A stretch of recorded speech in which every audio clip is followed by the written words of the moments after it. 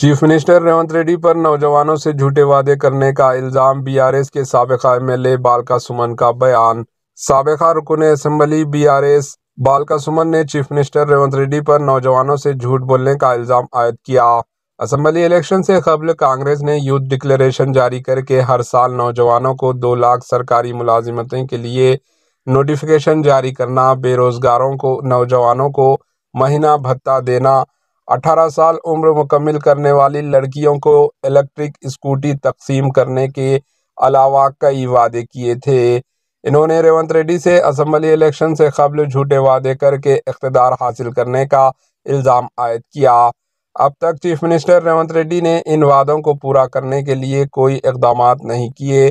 سابق رکن assembly be R S بالکا سمن نے تلنگانہ بھون میں میڈیا کے نمائندوں سے مخاطب کرتے ہوئے کہا کہ ڈپٹی چیف منسٹر بھٹی وکرمارکا نے اسمبلی میں جاب کیلنڈر کا رسم اجرا انجام دیا۔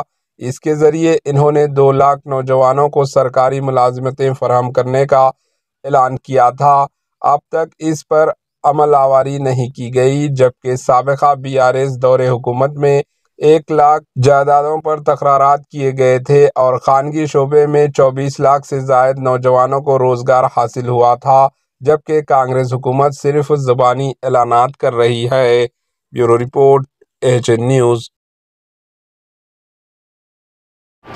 AHN نیوز کو لائک کریں، شیئر کریں اور سبسکرائب کرنا نہ بھولیں۔